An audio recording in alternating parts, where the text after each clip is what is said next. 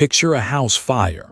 Smoke pouring out the windows, a crew on scene, a firefighter wrenching open the hydrant.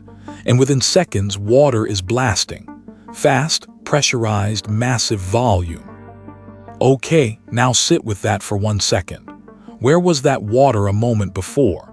Because if your answer is in the hydrant, obviously, that's exactly where this gets interesting. There's something about how that water arrives that most people have never thought to question. And when you actually look at the mechanics of what's happening inside that hydrant, you realize the object itself is almost a kind of illusion. What's really going on is mostly invisible, mostly underground, and the result of over 100 years of cities learning things the hard way. The assumption makes complete sense. You've got a pressurized water main running under the street, water that's already being pushed at dozens of pounds per square inch, 24 hours a day. The hydrant sits directly on top of that main, bolted down, sealed up tight. You turn a valve, water comes out. That's exactly how every other plumbing fixture in your life works. A tap, a hose bib, a sprinkler head, pressurized water waiting right at the gate, release the instant you open it. So of course the hydrant works the same way. Of course the barrel is full. Of course the water was already there. Except here's what nobody tells you. That sealed, pressurized-looking vessel standing on your corner. On a normal Tuesday afternoon with no emergency anywhere in sight, there is nothing inside it but air. The barrel is empty. And the reason why, the reason engineers deliberately designed it that way, starts with a problem that killed people. A problem that only showed up in the worst possible conditions, at the worst possible time of year. Winter, a building burning, a crew on scene, wrench on the nut turning, and nothing comes out. Not slow, not reduced, nothing. Because the hydrant was full of water, and then the temperature dropped, and that water didn't stay water. This wasn't a hypothetical someone sketched on a chalkboard. In 19th century American cities, cast iron hydrants packed with standing water turned to solid ice columns every winter, useless weight bolted to a curb.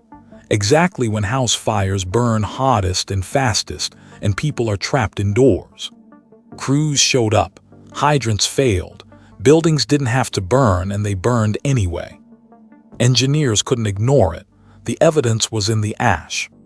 And the uncomfortable truth they had to face wasn't just, we need better insulation or we need to heat the pipes.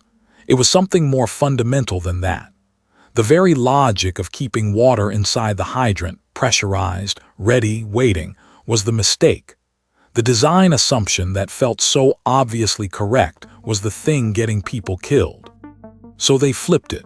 Instead of asking how to protect the water inside the barrel, they asked a different question entirely. What if the water just wasn't in there at all? Which immediately raises something even stranger. If the barrel is empty, where exactly is the water and what's actually controlling it? The valve you see at the top of a hydrant, the one a firefighter hits with a wrench, doesn't actually do anything to the water. Not directly. It's not a gate. It's not a seal. It's closer to a handle on a very long stick. Here's what's actually happening. When that operating nut turns, it spins a steel rod, running straight down through the entire length of the barrel, all the way to a valve seat buried several feet underground. Below the frost line, down where the temperature never drops below freezing, no matter how brutal the winter above it gets. That's where the real gate lies. That's where the water is being held back. And the moment that buried valve opens, water enters the hydrant for the very first time. The barrel above ground isn't a reservoir. It's a chute. An empty delivery shaft that only has one job, carry water upward once something you'll never see decides to let it through. Think about that the next time you walk past one. The part you can see, the part that looks like the machine, is basically just a pipe pointed at the sky. The actual mechanism is buried under your feet, invisible, doing all the work without a single person ever looking at it. But here's where it gets uncomfortable. Once you open that underground valve and water rushes up to fill the barrel, and then the fire is out, and the firefighter closes the hydrant back down, that water doesn't just vanish. It's sitting inside the barrel now, above the frost line, in a steel column that in January is surrounded by freezing air. So what happens to it? Every single time a hydrant shuts down, it drains itself into the earth. Right now, under your street, and almost nobody knows that's happening. Here's the mechanism. At the very base of the hydrant, surrounding that buried valve seat, there are small drain ports cut into the housing. The moment the main valve closes, those ports open automatically, no extra step, no manual action. And whatever water is sitting in the barrel above bleeds out into a gravel bed packed around the base underground. The hydrant quietly empties itself every single time it's used, like it was never full at all. That gravel bed isn't accidental, by the way. It's designed specifically to receive that water. The whole base assembly is engineered around the assumption that drainage will happen repeatedly for the life of the unit. But here's where it gets unsettling. Those drain ports can get blocked, soil pressure, debris, a bad installation. And if they're blocked when a firefighter shuts the hydrant down after a call, that water stays in the barrel, sitting there, waiting to freeze. Or worse, the next crew arrives at a fire, opens the hydrant, and instead of a full pressure charge, they wait while the barrel slowly fills from the bottom up first. Seconds measured in seconds, but in a structure fire, seconds are the whole story. That single failure mode, a blocked drain on a dry barrel system, is part of why a completely different design exists. In climates that don't freeze, some hydrants skip the buried valve entirely and keep water pressurized right up to the nozzle, all the time. Two completely different philosophies, split almost perfectly along climate lines across the continent.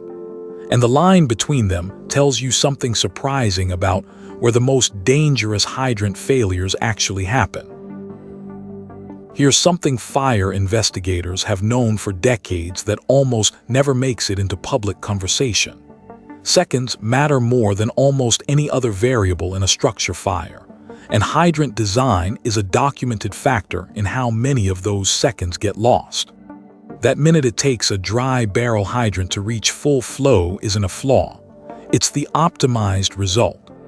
A century of frozen failures, post-fire code rewrites, and cities that had to burn before anyone changed anything. Every iteration of the design bought back a few more seconds. Every disaster wrote a new requirement into the next version. Wet barrel hydrants, the ones that stay pressurized all the way to the nozzle, can move faster at the nozzle. But crack one in an accident, and you have an uncontrolled flood with no buried shutoff to save you. Neither design is perfect. Both are compromises, hammered into shape by real consequences. The hydrant on your corner isn't the original idea, it's what survived. And what survived is stranger and more deliberate than almost anyone realizes when they walk past it. So the next time you walk past one of these things, squat, painted, bolted to the curb, look at it differently. What you're actually looking at is an empty tube. Air inside, nothing else. The water isn't there. It's down below the frost line, held back by a buried gate you'll never see, sitting above a gravel bed that quietly swallows whatever's left over after the valve closes. The part above ground, almost entirely decoy. The real machine is underground, a long rod, a buried seat, drain ports that open automatically in the dark beneath your street.